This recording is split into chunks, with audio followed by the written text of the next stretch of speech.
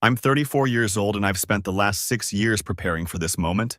Most people wouldn't understand that statement, but let me back up and explain how I got here. Standing in my kitchen with a wooden spoon in my hand, while my entire marriage disintegrated through a speakerphone in the next room. Mira and I got married when I was 28. We met through mutual friends at some birthday party I barely remember now. Dated for 2 years and then did the whole wedding thing. Her family loved me back then because I had a solid job in supply chain management and came from what they called good stock. My parents had money, owned a few rental properties, and I was set to inherit a decent chunk when they eventually passed. Mira's family was different. Her mom, Lyric, worked retail management, and her dad left when she was 12. They saw me as a step up for their daughter, and they weren't subtle about it. The first 3 years were fine. Not amazing, not terrible, just fine. We had a house in a decent neighborhood, 2 cars, the usual middle-class American setup. I worked long hours managing logistics for a manufacturing distributor, and Mira worked in marketing for a mid-sized firm downtown. She always complained about her job, said her boss Maxwell was demanding, and the hours were brutal. I believed her because why wouldn't I? She'd come home at 8 or 9 at night, exhausted, talking about campaigns and deadlines and client meetings that ran late. Looking back now, I can see all the signs I missed, but that's not really fair to past me. When you trust someone completely, you don't go looking for evidence of betrayal. You just live your life and assume the person sleeping next to you isn't plotting how to destroy you financially and emotionally. The thing that changed everything happened on a Wednesday evening in March about 6 years ago. I had taken the afternoon off because I'd finished a major project early and my boss told me to go home and relax. So I did. I got home around 3 in the afternoon, which was unusual for me. Mira's car wasn't in the driveway, so I figured she was still at work doing her usual late shift routine. I decided to make dinner as a surprise. Pasta carbonara, her favorite. I was in the kitchen chopping bacon when I heard her car pull into the garage. Then I heard her voice, and I realized she was on her phone. She had it on speaker and she was talking to someone as she walked through the house.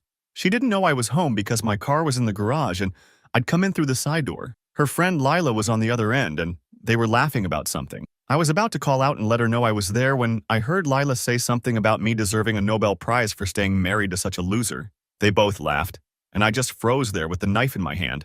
Mira said, "When's the divorce sale?" because Lila wanted dibs on the jewelry I'd bought her over the years. "Next month, when his bonus clears," Mira told her.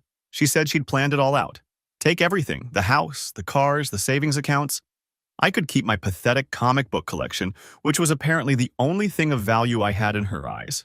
Then Lila asked if I knew Mira was sleeping with Maxwell, my boss Maxwell, the guy who signed my performance reviews and determined my annual raises. Mira laughed and said, "Please. I still think she works late for career growth. What a moron who believes anything." Another voice joined the call. I didn't recognize it at first, but later figured out it was another one of Mira's friends from her gym. This woman told them to show the video from Vegas, and they all started cackling. Mira mentioned some bartender she'd hooked up with while I thought she was at a marketing conference. They were passing around videos apparently, having a grand time mocking the idiot husband who paid for everything while his wife lived her best life behind his back. I stood there in the kitchen, and I didn't move. I didn't confront her. I didn't throw the knife or start screaming or do any of the dramatic things you might expect. I just listened, and I processed, and I started planning. See, the thing about being good at logistics is that you learn how to see the whole picture. You understand how systems work, how pieces fit together, how to move things from point A to point B without anyone noticing until it's too late. My job was literally about anticipating problems and solving them before they became disasters. So that's what I did.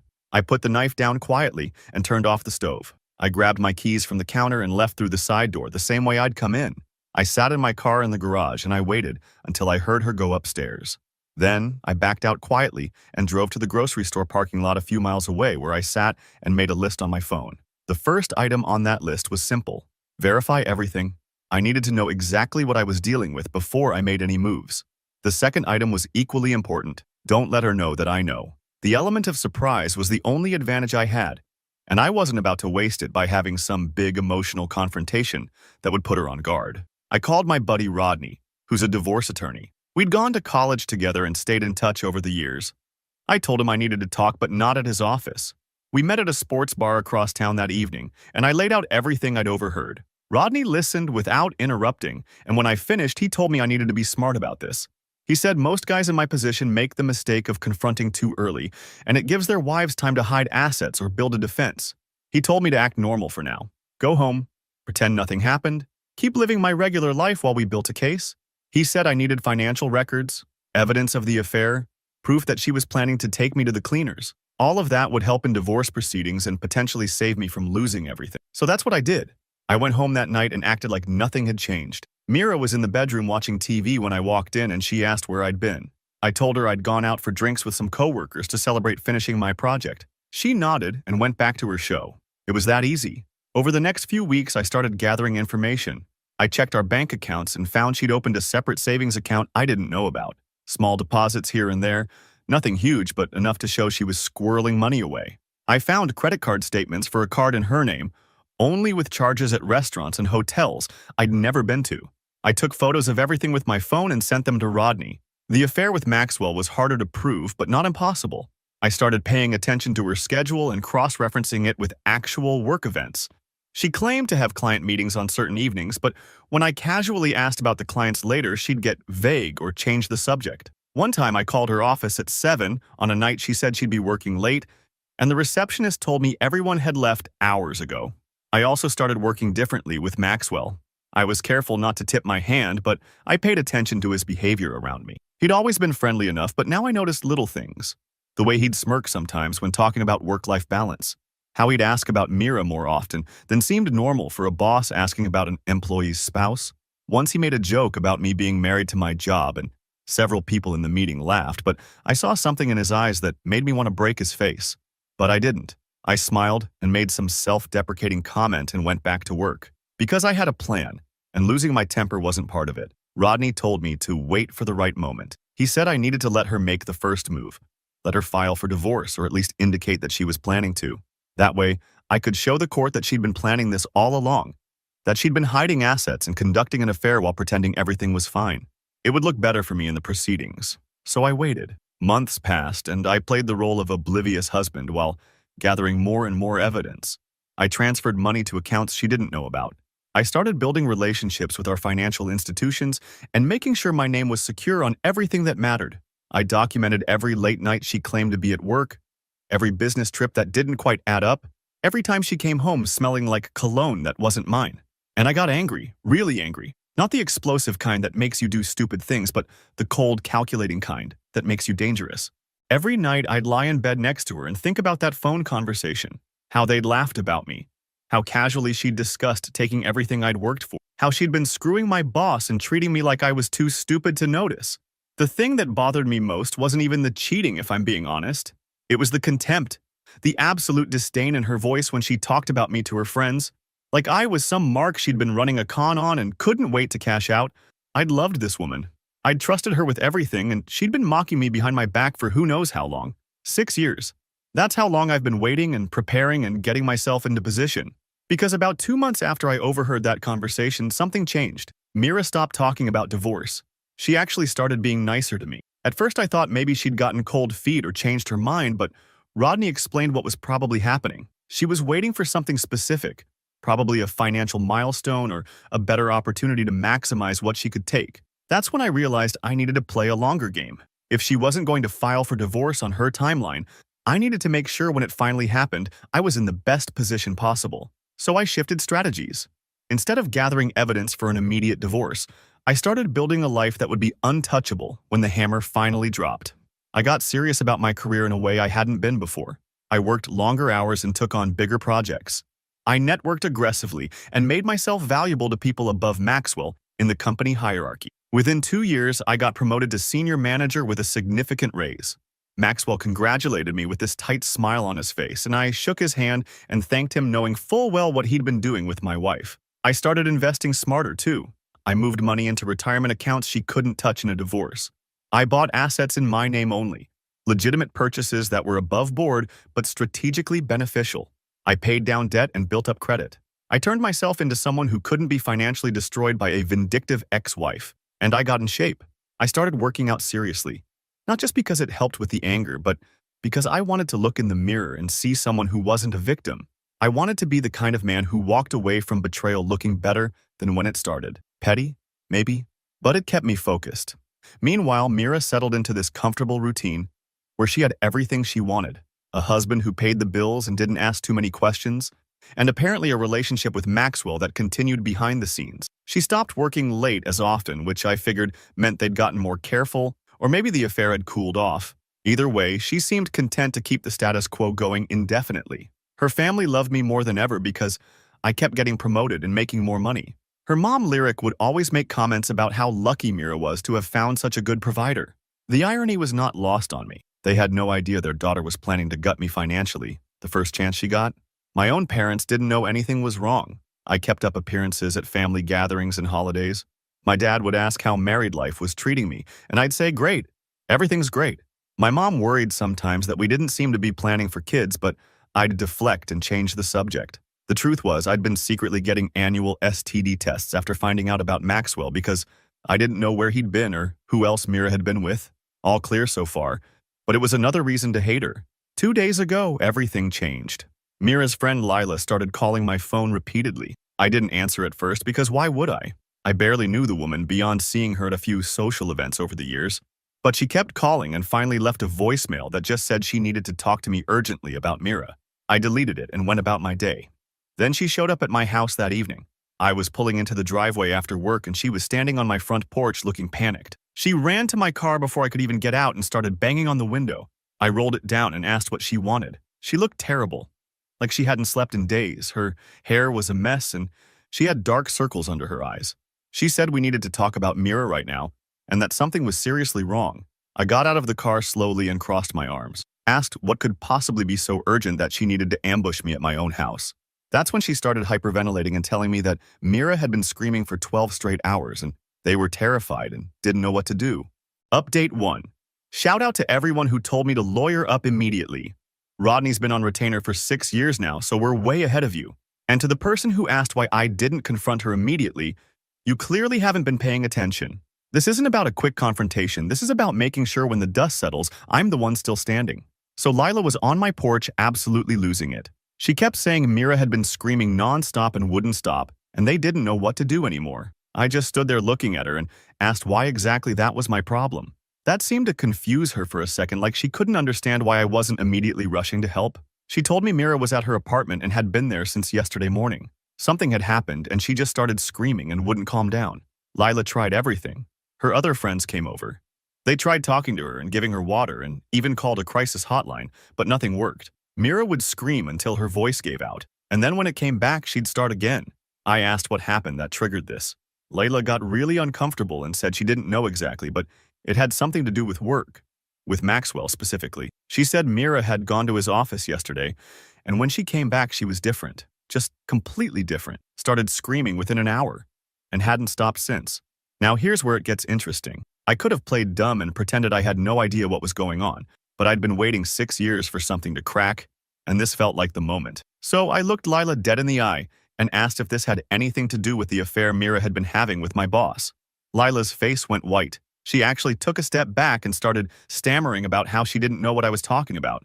I told her to cut it out, because I'd known for 6 years, known about Maxwell, known about Vegas, known about the plan to divorce me and take everything. I'd heard her on that phone call 6 years ago laughing about what a loser I was and how I believed anything. She looked like she was going to pass out. She sat down right there on my front steps and put her head in her hands. She said, "Oh God, oh God." She had no idea I knew. She thought I was completely clueless this whole time. I told her everyone thought I was clueless because that's what I wanted them to think. Asked her again what happened with Maxwell that made Mira lose it. Lila looked up at me and I could see she was calculating whether to tell me the truth. Finally, she said that Maxwell had fired Mira yesterday. Not just fired her, but apparently he'd been planning to push her out for months. He'd been documenting performance issues and building a case, and yesterday he called her into his office and terminated her with cause. But that wasn't even the worst part according to Lila. Maxwell told Mira during that meeting that their relationship had been a mistake and he was ending things.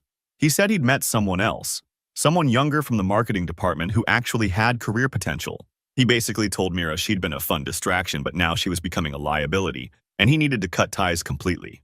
I stood there absorbing this information. 6 years I'd been planning my revenge, and Maxwell had just handed me the most beautiful gift-wrapped package I could have imagined.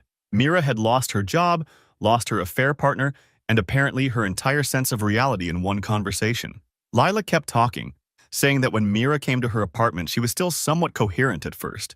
She told Lila everything that Maxwell had said. how he'd called her mediocre at her job, and only kept her around because the sex was convenient, how he'd laughed when she mentioned leaving me, said she'd be crazy to divorce a guy with my income and stability for someone like him, who wasn't looking for anything serious. He apparently told her he'd never had any intention of being with her long-term, and was honestly surprised she'd thought otherwise. That's when Mira started screaming. Lila said it wasn't like crying or yelling. It was just this continuous scream like something had broken inside her brain. She'd pause to breathe and then start again. It had been going on for over 24 hours at this point. I asked Lila why she thought I could help with this. She said because I was Mira's husband and she needed me. And didn't I care that she was having some kind of breakdown? I told Lila very calmly that Mira stopped being my concern the moment she decided to treat our marriage like a bank account she could raid whenever she felt like it. Lila started crying then, real tears streaming down her face telling me I didn't understand, that Mira loved me and had just made some mistakes. I laughed at that. Actually, laughed out loud. I told her I'd heard the phone conversation 6 years ago where Mira called me a moron and planned to take everything I owned. That wasn't a mistake, that was calculated contempt. She tried to argue that Mira had been confused back then and didn't know what she wanted. I asked if Mira was confused when she was sleeping with Maxwell, if she was confused when she opened secret bank accounts, if she was confused during all those late nights she claimed to be at work while she was actually at hotels with my boss. Lila didn't have answers for any of that. I told Lila I'd be happy to help Mira with one thing, though. I'd be happy to finally give her that divorce she'd been planning. In fact, I'd already had papers drawn up years ago, just waiting for the right moment. This seemed like as good a time as any. Lila looked horrified. She said Mira couldn't handle that right now. She was clearly having a mental health crisis and needed support, not more trauma. I pointed out that Mira had been perfectly fine traumatizing me for years while planning to destroy my life. Funny how mental health only became a concern when she was the one suffering. That's when my phone started ringing. It was Lyric, Mira's mom. I didn't answer. She called again immediately. I let it ring. She called a third time and left a voicemail saying she'd heard from Lila that something was wrong with Mira, and I needed to call her back right away. Lila was watching me not answer, and she asked if I was really going to ignore Mira's family too. I told her Mira's family had spent years telling her how lucky she was to have me while she was planning to rob me blind. They didn't get to demand anything from me now. I went inside and closed the door. Lila stayed on the porch for a few more minutes, and I could hear her on her phone talking to someone, probably giving updates about how I was refusing to help. Eventually, she left. I called Rodney, told him everything Lila had said about Maxwell firing Mira and ending the affair. Rodney was quiet for a minute, and then he started laughing. He said this was better than anything we could have planned. Mira losing her job and her stability at the same time meant she was in the weakest possible position. This was the perfect time to file for divorce because she had no leverage left. He asked if I wanted to move forward now or wait. I told him I'd been waiting 6 years and I was done waiting. Draw up the papers and let's end this. He said he'd have everything ready to file by end of week. That night I got probably 15 calls from Lyric and several text messages. She said Mira needed me and I was being cruel by ignoring them. She said I was her husband and had obligations. She said whatever problems we were having could be worked out if I just came and helped bring Mira home. I didn't respond to any of it. I made dinner, watched some TV, and I went to bed. Best sleep I'd had in 6 years, honestly. The next morning I woke up to more messages. Lyric had apparently gone to Lila's apartment and seen Mira's condition for herself. Now the messages were more desperate.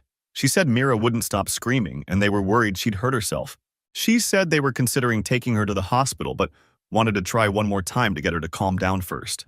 I texted back finally. Just one message saying that Mira was not my responsibility anymore, and they should do whatever they thought was best for her well-being. Lyric called immediately, but I didn't answer. Work was interesting that day. I went in like normal, and Maxwell was in his office like always. I could see him through the glass walls, and he looked stressed. Someone told me in the break room that he'd fired one of the marketing managers yesterday, and apparently it hadn't gone well. They didn't know who, but I obviously did.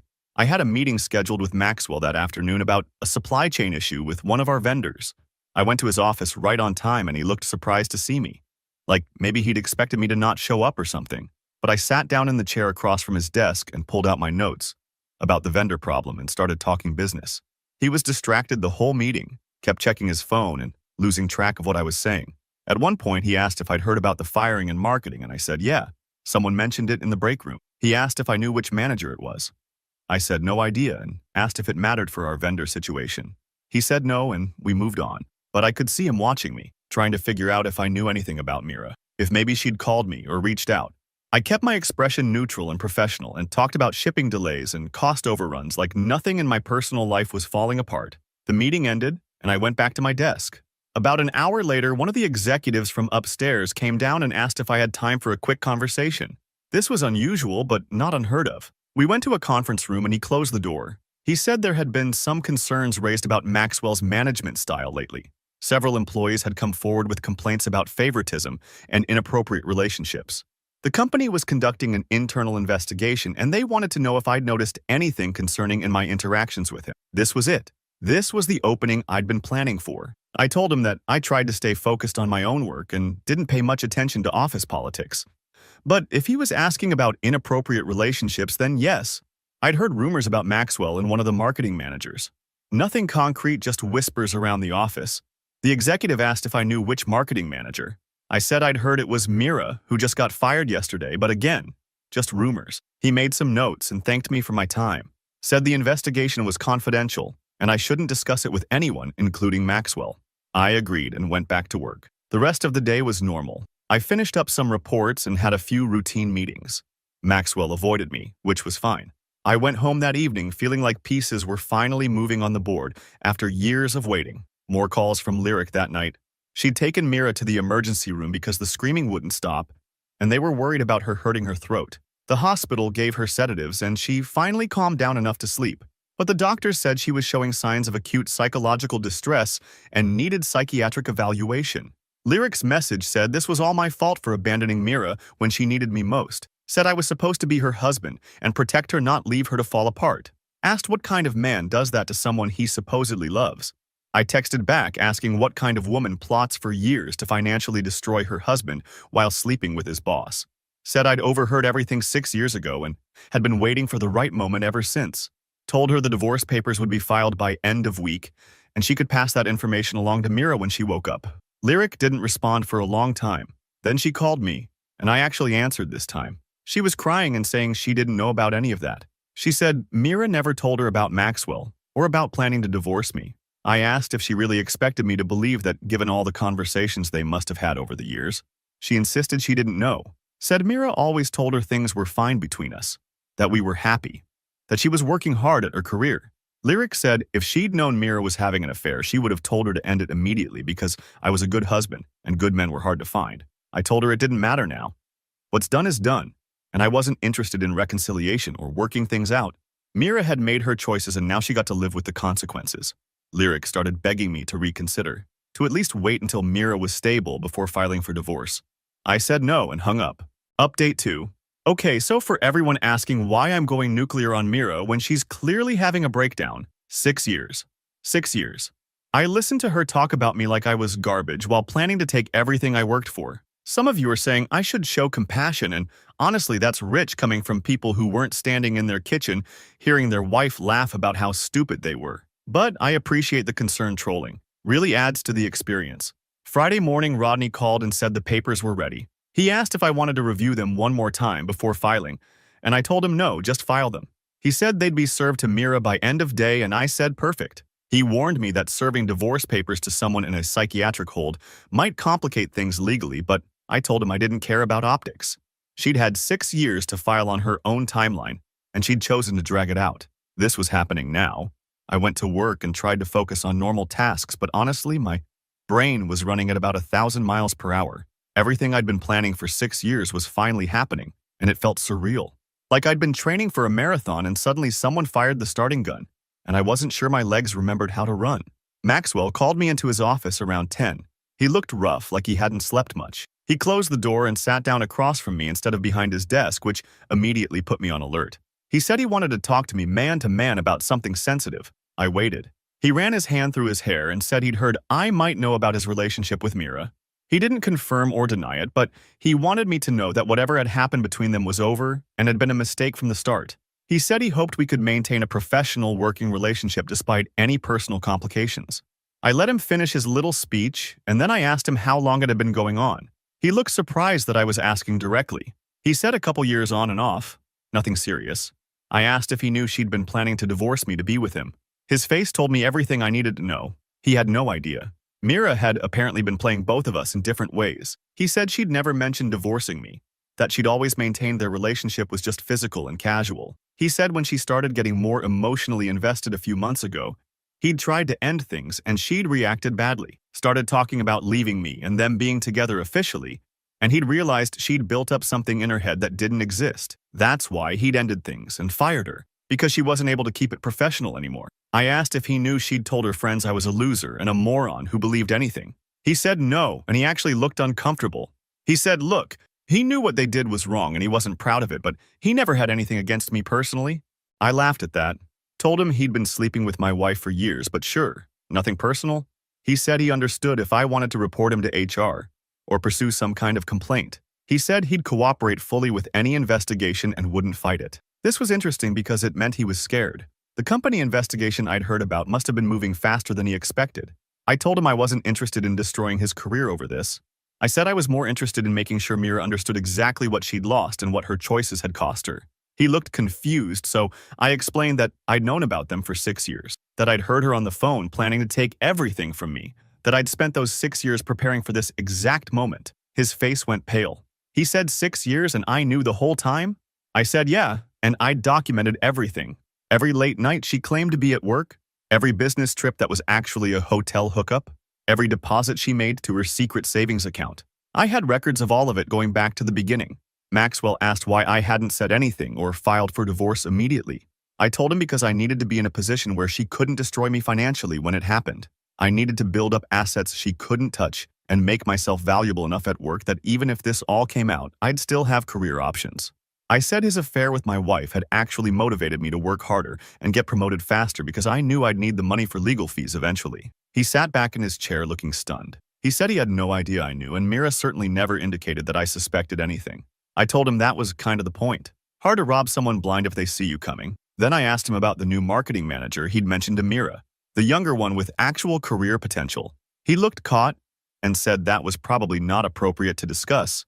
I said I was just curious if he was planning to run the same game with her that he did with Mira. He got defensive and said, no, that relationship was completely different and professional.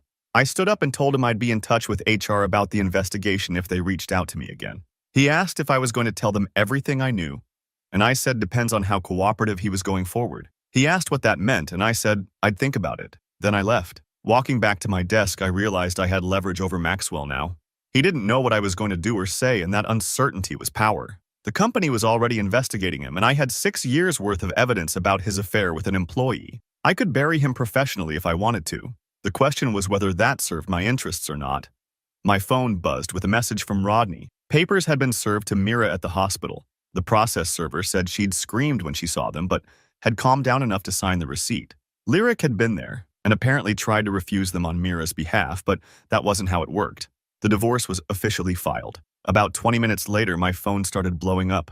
Lyric was calling over and over. Text messages were coming in from numbers I didn't recognize. Someone had clearly spread the word that I'd served Mira with divorce papers while she was in psychiatric care, and people had opinions about it. One message was from a cousin of Mira's I'd met maybe twice at family events.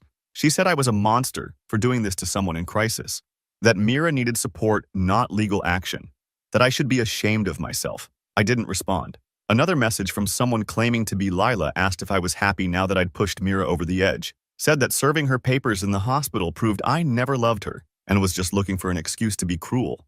I blocked that number. Lyric's voicemail said I was inhuman, that no decent person treats their spouse this way regardless of what they'd done. She said Mira couldn't even process what was happening because she was so heavily medicated, and this was legal abuse. I deleted it without responding. My own mother called around lunch. She'd apparently gotten a call from Lyric telling her that I'd filed for divorce and served the papers to Mira in the hospital. My mom wanted to know what was going on and why she was hearing about my marriage falling apart from Mira's family instead of from me. I told her the short version, that I'd found out 6 years ago Mira was having an affair and planning to divorce me to take my money. That I'd waited for the right moment to file first. My mom was quiet for a long time, and then she asked why I hadn't told her when it happened. I said because I needed to handle it my own way without family getting involved and making it messier. She asked if I was sure about what I'd heard 6 years ago, if maybe I'd misunderstood or taken something out of context. I told her I'd heard Mira laughing about what a loser I was with her friends while discussing the timeline for divorcing me. There wasn't any context that made that okay. My mom said she understood I was hurt, but serving papers to someone in a mental health crisis seemed extreme. I asked her if she thought planning to rob your husband blind while sleeping with his boss seemed extreme. She didn't have an answer for that. I told her I had to get back to work and ended the call. The rest of the day was tense. Word had apparently spread around the office about Maxwell and Mira because people kept looking at me weird. Nobody said anything directly, but I could feel the attention. The guy whose wife was sleeping with his boss and just had a breakdown. Office gossip gold. I got called into another meeting with the executive from before. He said they'd made progress on the investigation into Maxwell and wanted to confirm some details with me. He asked if I could verify that Maxwell had been in a relationship with Mira, who was terminated earlier this week. I said yes, I could verify that. He asked how long I'd been aware of the relationship. I said approximately 6 years. His eyebrows went up at that. He asked why I hadn't reported it to HR when I found out. I said because at the time I was more focused on protecting myself in the eventual divorce than on company politics. But now that it was relevant to an investigation, I was happy to cooperate. He asked if I had any evidence of the relationship. I said I had 6 years' worth of evidence, including photos, credit card statements, text message records, and testimony from witnesses who knew about it. He made notes and said they might need to see some of that.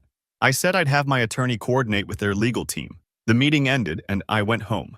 I ordered takeout and sat in my living room thinking about how different my life was going to look in a few months. No more Mira.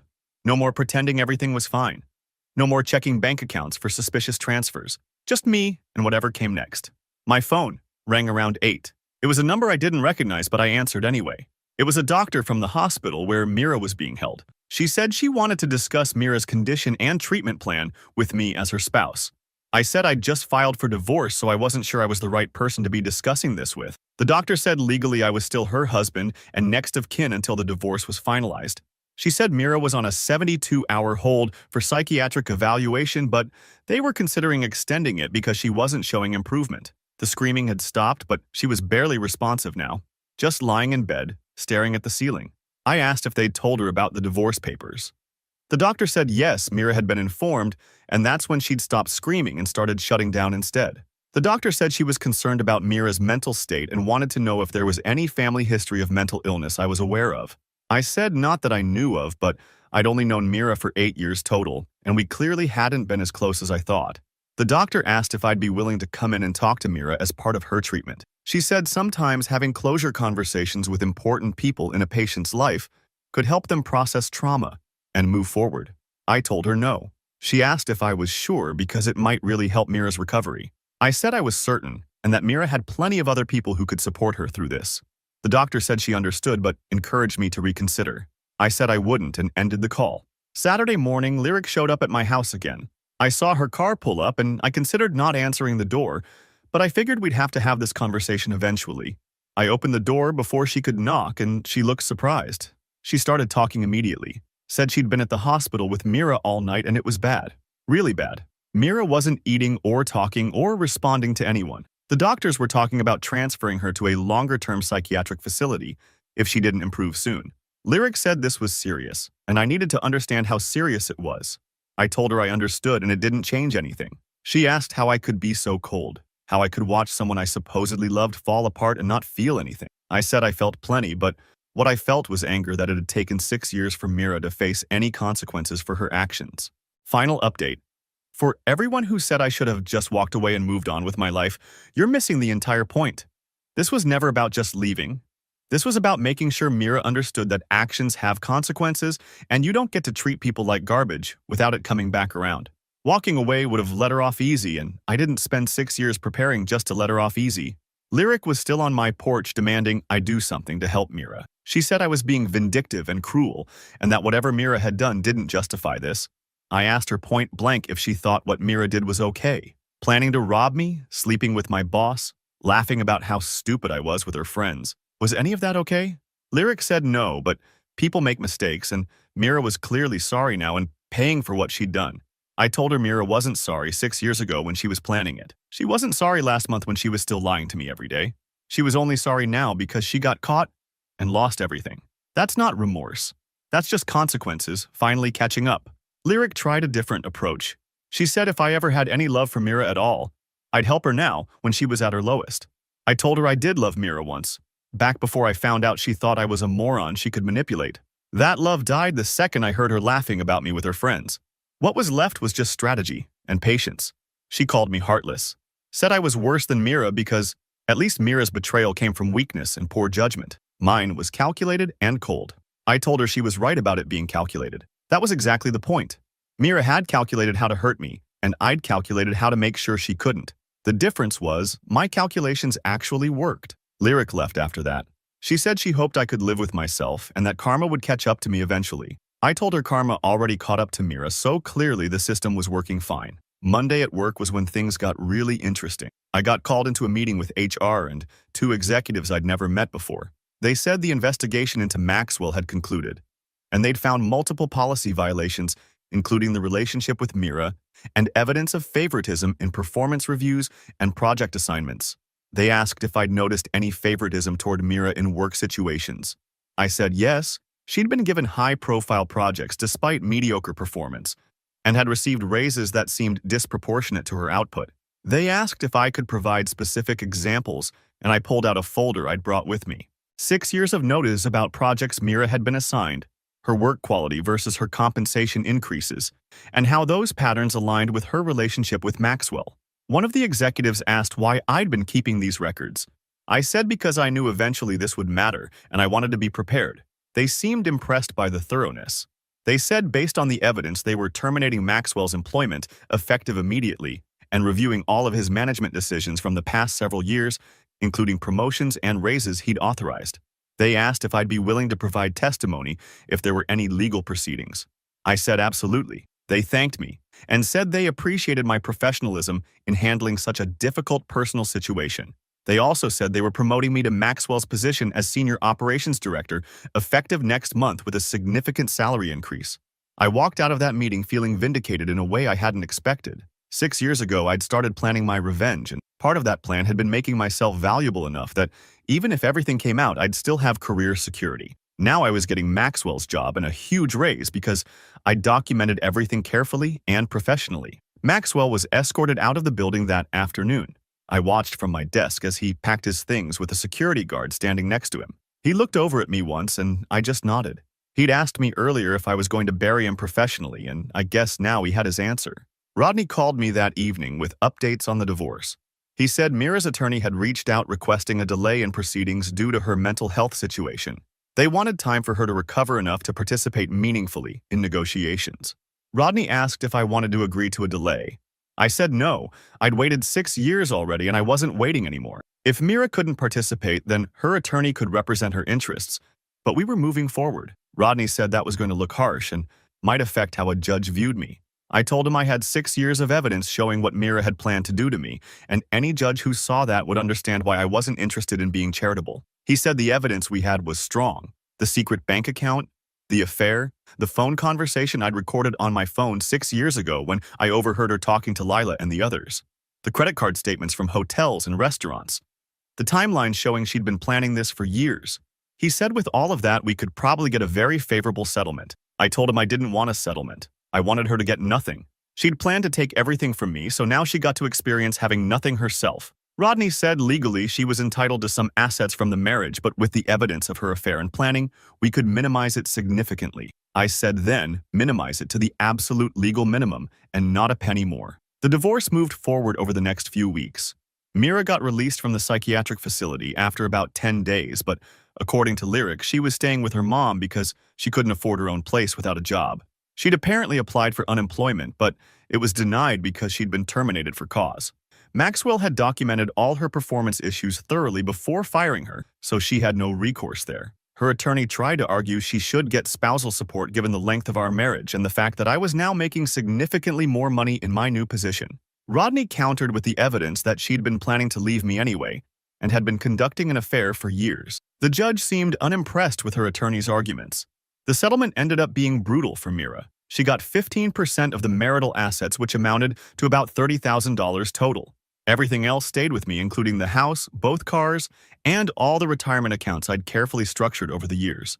She'd have to find her own housing and transportation with no job prospects, since her termination from Maxwell's company would be a red flag for any future employers in the industry. I signed the papers in Rodney's office and felt nothing. No relief, no satisfaction, just a sense that something that should have ended 6 years ago was finally over. Rodney asked if I was okay, and I told him I was fine. Better than fine, actually. I'd spent 6 years preparing for this, and every piece had fallen into place exactly how I'd planned. My parents asked if I wanted to have dinner to talk about everything that had happened. I went over on a Thursday evening and my mom had made pot roast.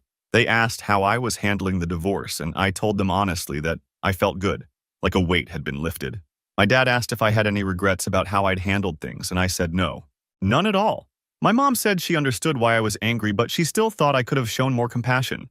I asked her if she'd show compassion to someone who planned to rob her blind while mocking her behind her back. She said probably not, and that was the end of that conversation. My dad just said he was proud that I'd protected myself financially and legally, that I'd been smart about it instead of emotional. Mira tried to contact me a few times after the divorce was finalized. Text messages saying she was sorry and wanted to explain things, that she'd made terrible choices but she'd been confused and scared about her future, that the affair with Maxwell had started because she felt neglected in our marriage and he'd paid attention to her, that she'd never actually planned to take everything from me. She was just venting to friends and exaggerating.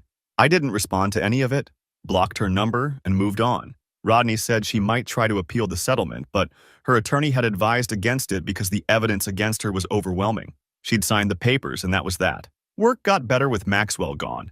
The new company culture was more professional and merit-based. I hired replacements for the positions he'd left vacant and made sure they understood favoritism wouldn't be tolerated. My team respected me because I'd been there longer than most of them and had proven myself through actual work, not politics. I bought new furniture for the house, got rid of everything that reminded me of Mira, and redecorated the whole place in a style I actually liked. I started dating again after a few months, but nothing serious. Mostly just reminding myself what it felt like to be with someone who wasn't actively plotting against me. Lila tried to reach out about 6 months after everything settled. She sent me a message through LinkedIn saying she wanted to apologize for her role in everything that happened. She said she'd never actually thought Mira would go through with divorcing me, and she felt terrible about laughing along with the plan. She said she hoped I could forgive her someday. I didn't respond to that either. Forgiveness wasn't something I was interested in offering to anyone who'd been part of that phone call 6 years ago. They'd all thought it was funny to mock me and plan how Mira would take me for everything I had. Now they got to live with knowing their entertainment had consequences. I heard through mutual acquaintances that Mira ended up moving back to her hometown about 3 hours away. She got a job doing administrative work for some small business, making a fraction of what she used to earn. She was living in a studio apartment and driving a 15-year-old sedan she bought with part of her settlement money. Lyric apparently helped her with rent sometimes when she couldn't make it on her salary alone. Part of me wondered if I should feel guilty about how far she'd fallen, but then I'd remember that phone call, her laughing about what a loser I was, planning to take my house and cars and savings, mocking me for believing she loved me, and I'd feel nothing but satisfaction that she'd gotten exactly what she'd planned to give me. Nothing. Maxwell apparently moved to a different city and took a lower-level position at another company. Word was he'd had trouble finding work after being fired for an affair with a subordinate. His professional reputation was damaged enough that he couldn't get hired at his previous level. I didn't follow his situation closely because honestly, I didn't care what happened to him as long as he was out of my life. The whole experience taught me something important about patience and strategy. 6 years ago, I could have confronted Mira immediately and probably still gotten divorced, but I would have been in a much weaker position financially and emotionally. By waiting and preparing, I'd turned her planned ambush into my decisive victory. Every promotion I earned, every asset I protected, every piece of evidence I gathered had been part of building toward this outcome. Some people think revenge is about hurting someone back equally, but that's not strategic. Real revenge is about making sure when the dust settles, you're standing tall, and they're not. It's about taking everything they plan to take from you and making sure they end up with less than nothing. It's about patience and precision, and being willing to play the long game. I was making pasta when I overheard that phone call 6 years ago. Mira had it on speaker and she was laughing about divorcing me and taking everything. Her friends were cackling about getting dibs on my jewelry and making jokes about the affair. Now, 6 years later, Mira's got nothing. Maxwell's career is destroyed, and I'm living in my house with a better job making twice what I used to earn.